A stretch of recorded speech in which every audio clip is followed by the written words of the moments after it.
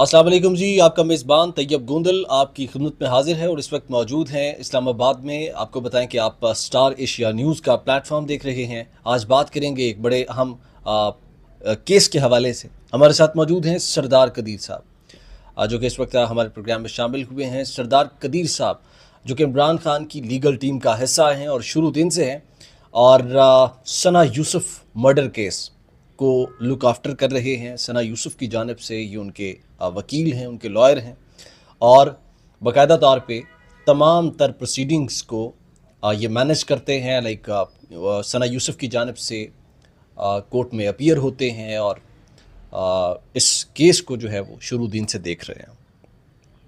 आज हमने सना यूसुफ, जो कि एक मशहूर टिकटॉकर थी, जो कि एक मशहूर डिजिटल मीडिया से वाबस्ता एक डिजिटल मीडिया इन्फ्लुएंसर थी, डिजिटल मीडिया क्रिएटर थी।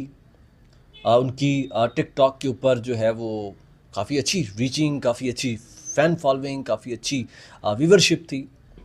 उन्हें एक नौजवान जो बेदर्दी से कत्ल कर देता है। आज हमने सिरे से इस केस की तफसील जानना है सरदार कदीर साहब से, क्योंकि ये उनके वकील, और जानने की कोशिश करेंगे कि ये मामला क्या था, कैसे हुआ, क्यों एक जवां साला खूबसूरत बच्ची को मर्डर कर दिया गया, उसकी आवाज़ बंद कर दी गई, उसको खामोश करा दिया गया, और इसके मुहर्रिकात क्या थे।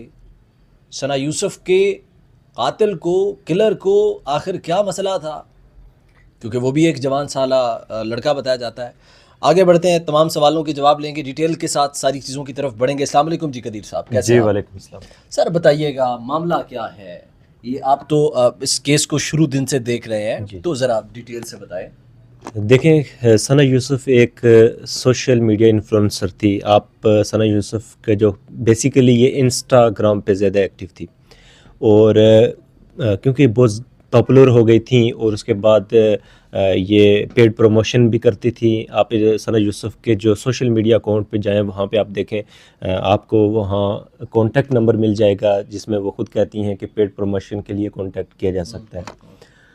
तो उसके ज़रिए ये जो मुलज़म है उमर हयात, इसने रब्ता किया, और उसके बाद फिर ज़ाहिर सी बात है, क्योंकि कोई बंदा नहीं पता होता कि दूसरी साइड पे कौन किस नीयत से कांटेक्ट कर रहा है, और प्रमोशन या इस सिलसिले में बात आगे चली। लेकिन सना यूसुफ ने हमेशा उसको इग्नोर किया, क्योंकि चलान वगैरह इस केस का मुकम्मल हो चुका है। उसमें ये जो क्या, आप क्या इसे कहेंगे, लाइक फ्रेंडशिप कहेंगे आप इसको, लाइक लवर कहेंगे, आप क्या कहेंगे इसे, हम कैसे प्रोनाउंस करेंगे सर? ये वन साइडेड आप कह सकते हैं कि एक तरफ से वो एक ज़ोर ज़बरदस्ती चाह रहा था कि मैं तुम्हें, मतलब उसकी एक ख्वाहिश थी जिसको आगे जो सना यूसुफ थी उसको कोई इंडोर्स नहीं कर रही थी, और वो उसकी मतलब जो भी बार बार की अप्रोच थी उसको इग्नोर करती थी।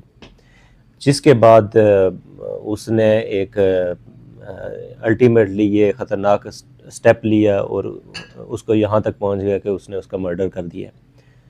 तो क्योंकि जैसे ये अभी इन्वेस्टिगेशन मुकम्मल हो चुकी है, और इन्वेस्टिगेशन के अंदर जो चीज़ें आई हैं, जो चैट वगैरह भी आती है, जो व्हाट्सएप पे चैट आती है, उसमें भी वो बार बार यही कहता है कि मैं आपसे मिलना चाहता हूँ।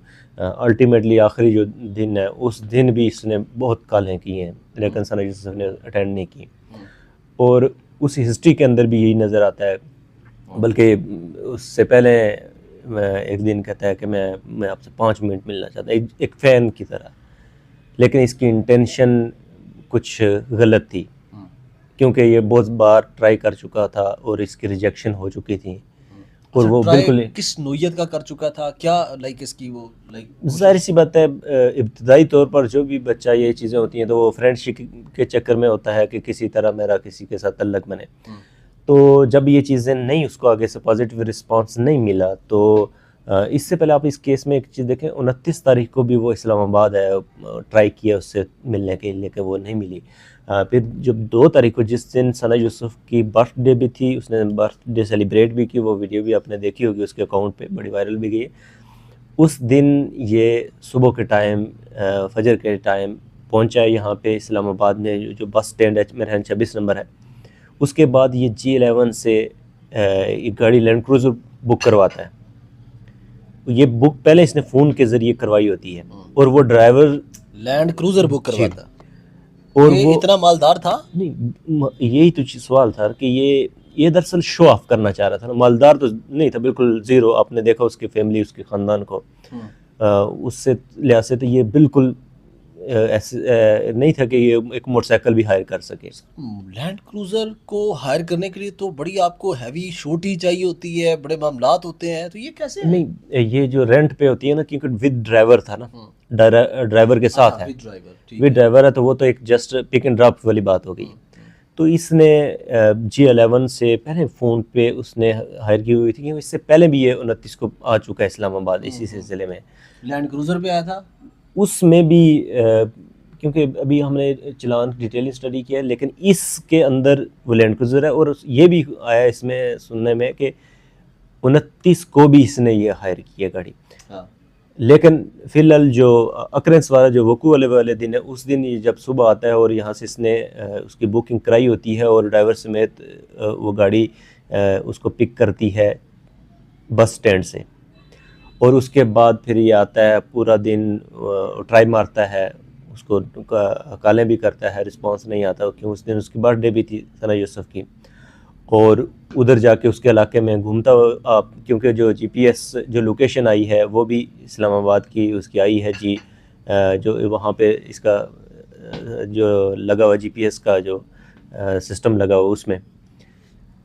तो ये अल्टीमेटली, क्योंकि जब मेरे ख्याल में इसको 29 का जो फेलियर हुआ है या नई इसकी हुई अप्रोच और नई सना यूसुफ इससे मुलाकात की है, इसने इंटेंशनली पहले कोई प्लानिंग की है, क्योंकि इसने रिवॉल्वर भी साथ लाया है, पिस्टल भी साथ लाया है इस बार इस बार लास्ट। और इस बार अब एक चीज़ प्री प्लान लगता है कि ये इस बार वो प्लानिंग करके आया था कि अगर उसकी तरफ से कोई रिस्पांस नहीं आता, अगर वो मेरे साथ नहीं, कोई जो भी उसकी इंटेंशन थी, तो वो शूट कर देगा। और हुआ भी ऐसा।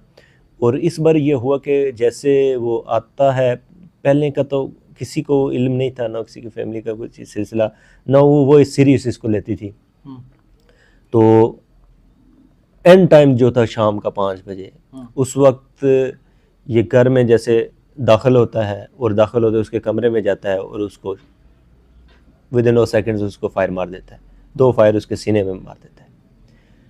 तो ये सारी स्टोरी है। ये घर के अंदर दाखिल कैसे होता है, ये बड़ा अजीब क्वेश्चन मार्क है कि वालिदैन कहाँ होते हैं, घर के अंदर एक अनजान आदमी कैसे एंटर हो जाता है और बड़ी आसानी के साथ हो जाता है और फायर भी मार देता है। बिल्कुल आपकी बात क्वेश्चन एक रीज़नेबल है। लेकिन आप अगर देखें उनका घर, आपने वीडियोस भी देखी होंगी, वो घर जो है, क्योंकि ये फर्स्ट फ्लोर पे थी, ग्राउंड फ्लोर पे एक और फैमिली वहाँ पर राइश पजीर है, और गेट मोस्टली खुला भी रहता था और ये गेट बंद भी रहे। उसके नीचे बहुत सारी स्पेस थी जहाँ से बंदा भी, इस तरह के जो लोग हैं वो भी गुजर सकते थे। वो फ़ोटो अगर देखें या वीडियोस देखें घर की ना, तो उसमें काफ़ी वो खुली हुई सी, टूटी हुई सी जगह गेट के नीचे की, क्योंकि घर ऊंची सी जगह पे था, इस तरह उसकी रास्ता अंदर इंटर होता है। तो वहाँ से ये इंटर होता है और ऊपर सीढ़ी चढ़ के, छोटा सा घर है, 5 मरले का घर, 4 मरले का घर, इतना कोई बड़ा नहीं होता, तो ऊपर उसके छोटा सा एक सेटअप था 2 कमरों का। अमूमन ऐसा होता है कि ऊपर वाले पोर्शन को लॉक लगा होता है। नहीं, देखिए नीचे नहीं थे, ये नीचे एक और फैमिली रैश पजीर है, ये फर्स्ट फ्लोर पे रैश पजीर थे। और वहाँ पे घर में मर्द उस वक्त नहीं था, क्योंकि सना यूसुफ उसकी वालदा थी और उसकी फूफी थी। और नीचे भी कोई नहीं था? नीचे था, लेकिन जाहिर सी बात है वो अपने घर में, क्योंकि एक गेट था जिसमें दोनों फैमिली, दोनों जो रैश पजीर लोग थे उसको इस्तेमाल करते थे, तो परवाह नहीं की आवाज़ आई तो उस घर में से कोई बाहर नहीं आया? नहीं, वहाँ पे देखें जैसे ही इंटर हुआ, ऊपर घर में जाता है, छोटा सा घर है, तो सना यूसुफ की जो वालदा और फूफी हैं वो उसको देखती हैं, जैसे ही देखती हैं, क्योंकि जैसे ही सीढ़ी में इंटर हो सामने उसका कमरा है, तो वहाँ उन जैसे ही देखा, उनको मौका तक नहीं मिला कि उसको पकड़ें या करें, सेकंड्स में उसको देखते हुए उसको गोली मार देते हैं, जैसे ही दरवाजे से दाखिल हो तो सामने बिल्कुल 2-3 कदम के फासले पे उसका दरवाज़ा आता है, जो आपने देखा होगा वीडियोस में, फ़ोटोज़ में, हर चीज़ में, जो उसका बेड है। तो वहाँ से जैसे इंटर होता है वहाँ से जाके गोली मार देते हैं। यानी इतना गलीज किलर, इतना गलीज किलर कि वो उसने अना बना ली अपनी कि भाई ये लड़की अगर अब मैंने देख लिया तो अब ये मेरी है, अब मेरे अलावा मैं ना किसी की लाइक होने दूंगा, या यानी कि ये अजीब कोई।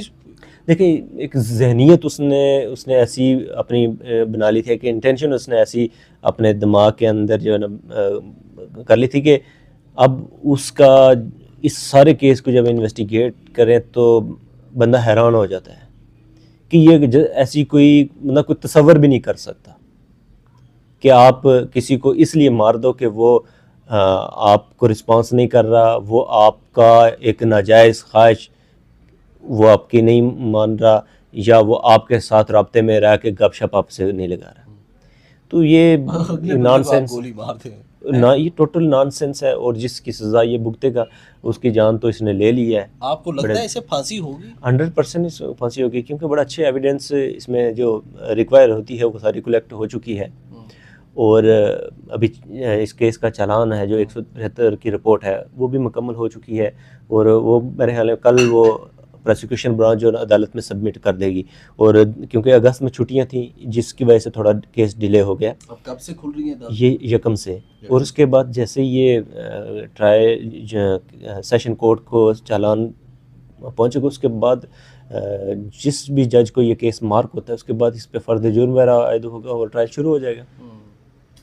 अब मुझे ये बताएं, ये जो नौजवान है ये कौन से इलाके का रिहायशी था, और इसका बैकग्राउंड कैसा है, इसके पास कोई पैसा है, ये लाइक एक लैंड क्रूज़र गाड़ी रेंट पे भी कैसे अफोर्ड करता था, ये क्या देखिए माजरा क्या है? आप इसकी जिस तरह आपने सोशल मीडिया से भी देखा है, इसके बाप को भी देखा है, इसके ख़ानदान को भी देखा है। फैसलाबाद को आगे जगह है जड़ावाला, वहाँ के ये रहायशी है, और इंतहाई एक नॉर्मल फैमिली से है, गरीब फैमिली से है। इसके बाप की आपने कंडीशन देखी, इसकी फैमिली की आपने कंडीशन देखी, तो और इसकी हालत नहीं लगती कि ये एक मोटरसाइकिल भी हायर कर सकता है।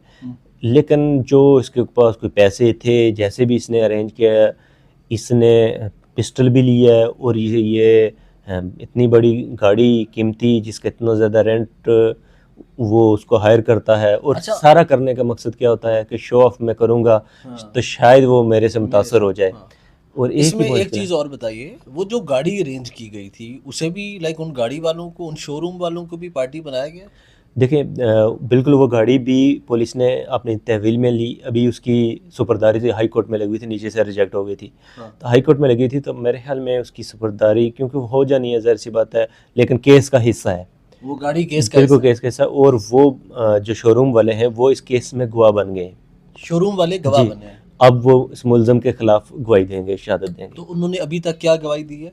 अभी गवाही शुरू नहीं हुई है, ट्रायल शुरू नहीं हुआ है। ट्रायल के स्टेज पे ये गवाही होती है, और ये इस केस में गवाही देंगे। पुलिस के पास उन्होंने अपने बयानात रिकॉर्ड करवा लिए, और इसमें वो केस में इस मुलज़म के ख़िलाफ़ वो शहादत देंगे कि इसने हमारे से गाड़ी हायर की, और वो ड्राइवर भी, वो गाड़ी नंबर, हर सारी चीज़ें जो है ना वो केस के साथ अटैच है।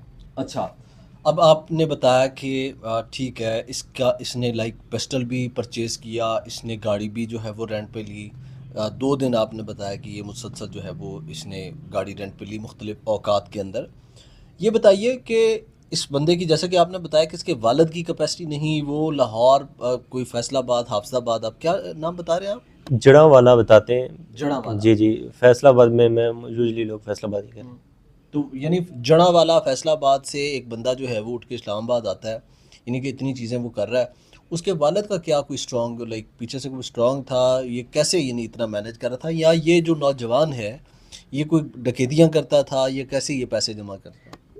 देखिए क्योंकि ये क्रिमिनल इसकी मेरा कहने का मकसद ये है कि क्रिमिनल रिकॉर्ड, क्योंकि ये पुलिस के पास अथॉरिटी होती है, वही ट्रेस आउट कर सकती है। लेकिन ये भी इंस्टाग्राम पे एक छोटा मोटा, वो कोई मेरे ख्याल में कुछ फॉलोअर्स इसके थे, तो वो मॉडलिंग वगैरह की तस्वीरें आई हैं सामने जो हमने देखी हैं, कि उसके ज़रिए भी ये कोई अर्निंग वर्निंग करता था।